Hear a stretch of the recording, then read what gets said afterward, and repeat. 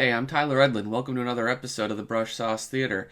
In this episode, I'll be talking about different mindsets for improvement and growth, while I'll be putting the final details on the steampunk commission I have been recently working on.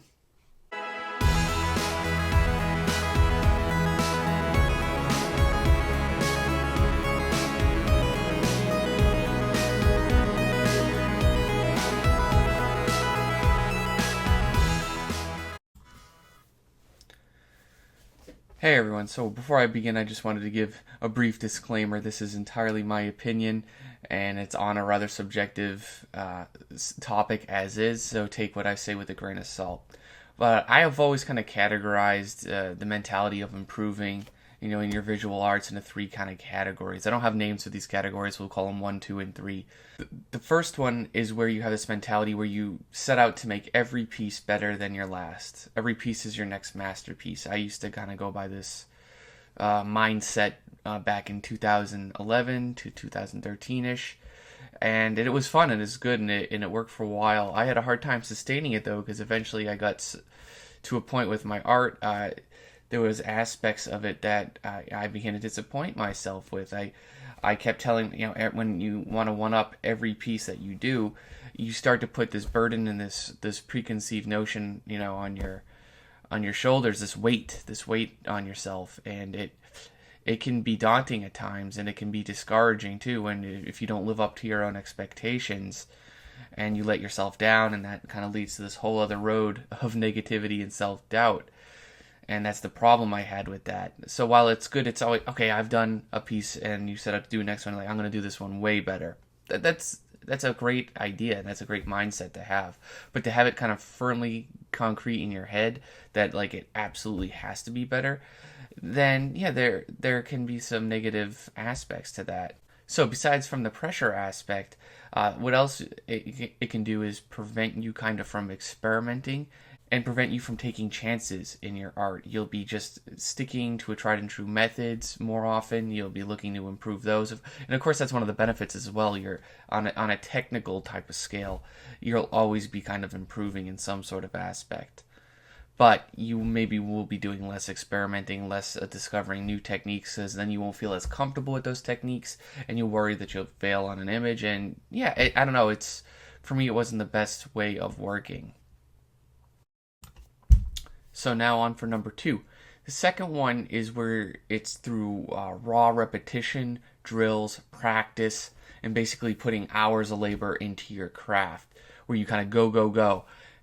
You draw every day, 8 hours a day, and it's just like a non-stop practice fest. And there's a lot of benefits to this as well. First, you'll be developing a style probably quicker, because you'll just be kind of turning out the work, and style is derived from just the sheer quantity that you can develop and the habits that you build.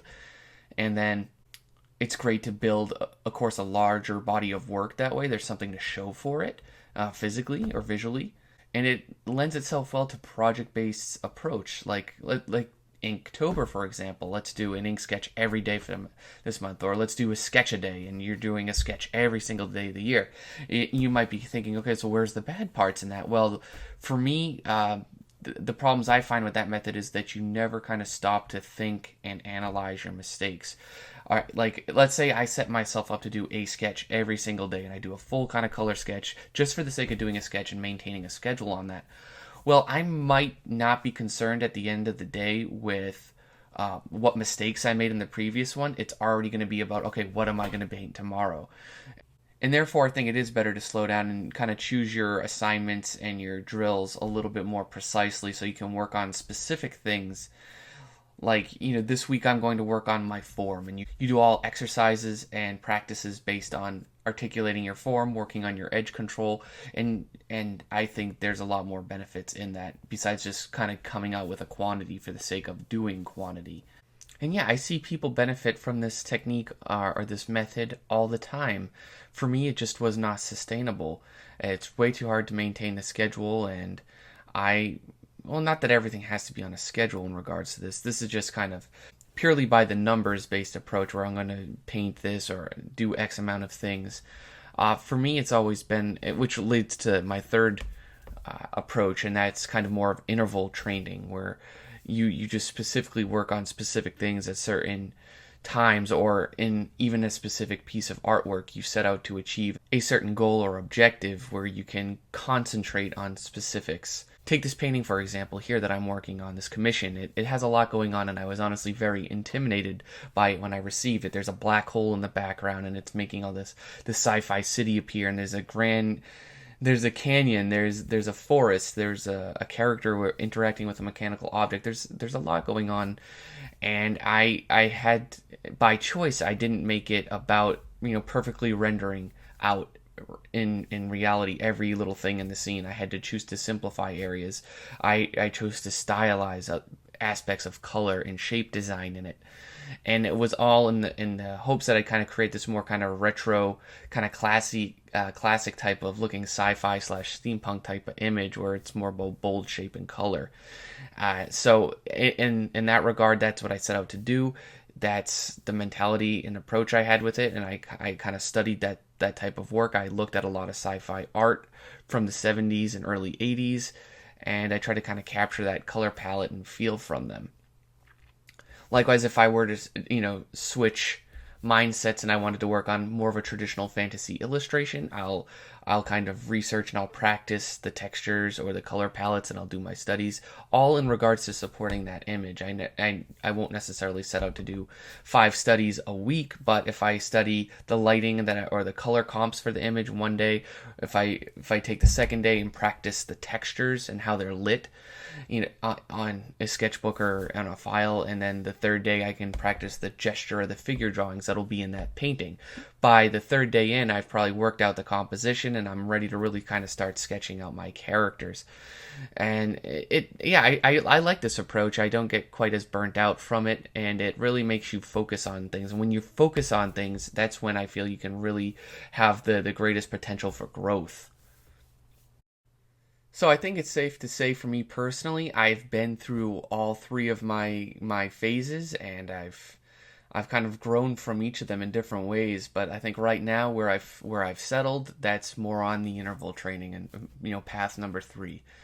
I kind of carefully pick and choose what I want to look at or what I study, and I kind of try to devise plans for approaching them. And for me, painting has become largely problem solving. Okay, I have an idea or a concept. What is the best way to approach it? And I do it from a very kind of problem solving approach now, which is kind of sad. I would like to get a little bit more of the art and the feeling into things, but I think that's why experimenting and letting yourself fail is also very good. And I think that's another important thing to take away from this, is that if I had that mindset, every piece is going to be my next masterpiece, that makes me more and more, I think, afraid to fail, when it should be perfectly fine to fail and to try new things and to find out what works versus what doesn't work.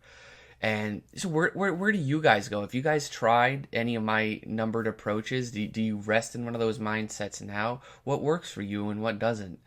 I'd love to find out if I'm the only one that's ever kind of mentally kind of visualized my artistic approaches in a sort of way.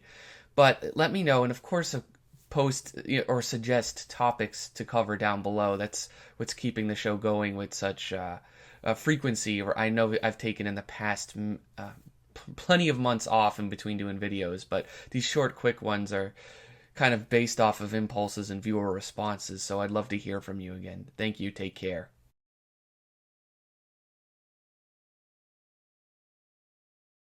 Thank you for watching my video. If you found it helpful, please leave me a like. If you want to help me out, please share it with your friends. I'm also on Facebook, where I have a subscribe button where you can get newsletters and discount info. I'm also on Twitter, where I update and post images almost regularly. If you want a chance to mingle and meet other like-minded individuals such as yourself, join the Brushtosh community. Free and open to anyone, of course, through the Google+.